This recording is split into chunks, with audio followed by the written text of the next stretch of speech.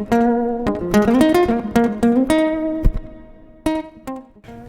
here today with David Gillespie, the author of new book, The Sweet Poison Quit Plan, which is all about how giving up sugar can change your life, including help you lose weight. So David, what happened when you gave up sugar? Well, I lost 6 stone, and the most incredible part about that from my perspective is that was 10 years ago and I've stayed the same weight ever since, which was something really unusual for my life because every year before that I'd been steadily gaining weight. So what benefits can we get from giving up sugar? Well, the most obvious benefit is that you'll lose weight. Most people who give up sugar lose weight. Some lose it immediately, some it takes a little bit longer, but they all eventually lose it. The best thing about it is because it's not a diet, it's just a plan for how to live the rest of your life. And it's really just one simple rule, which is don't eat sugar. And because it's that simple, most people can do it long term without any difficulty at all and find that the weight stays off. So people often talk about a withdrawal period with sugar. Is that true, and how long can we expect to take while we're craving sugar? So the withdrawal period is very, very similar to withdrawing from other addictive substances like nicotine. So people who've given up smoking say that it's exactly the same as when they gave up smoking. There's a 2 to 4 week period where they experience withdrawal symptoms. So that's headache, depression, mood swings, cravings, intense cravings. Usually it feels like hunger or thirst during the withdrawal period. The good thing about it is it ends. Fantastic.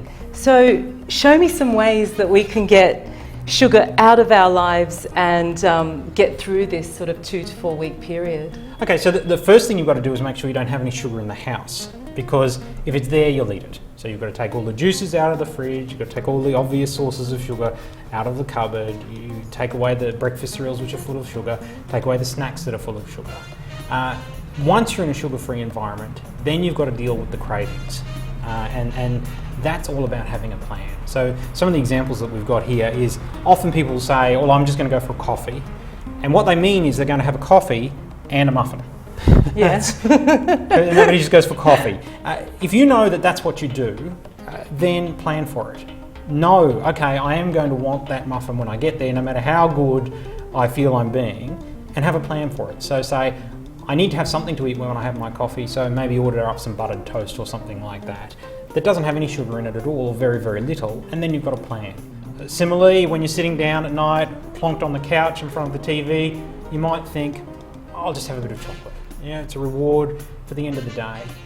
A good plan there is have something else that you consider a reward, so that you can still have the relaxation at the end of the day, but instead of the chocolate, have some nuts or something, you know, and get some really nice ones, some expensive ones that you would consider a treat, and have those on standby instead.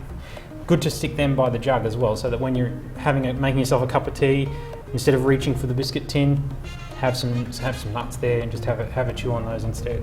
On a Friday night, I like buying myself a Magnum. Yep. And having it, I'm sure there's lots of women out there that are the same, and having it as my treat while I watch my crime drama on a Friday night. So do you have any tips for how I can wean myself off that? So I had exactly the same issue with exactly the same ice cream. So Big ad for Magnum. And it wasn't just Friday night either. Right. It might have been some other nights as well.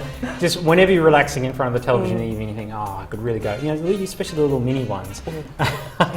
And Three of them. What I did was I really considered salted macadamia nuts to be a real treat, and they're kind of expensive, but I really like them. So instead of the Magnums, I would buy those and have them around. Still sit down, relax, have those nuts, and it was still a treat. It was still a relaxation. It was something I would still look forward to, and pretty soon you don't miss the Magnum. Thanks, David. That was really useful. So you can find out more about all this in David's book, The Sweet Poison Quit Plan.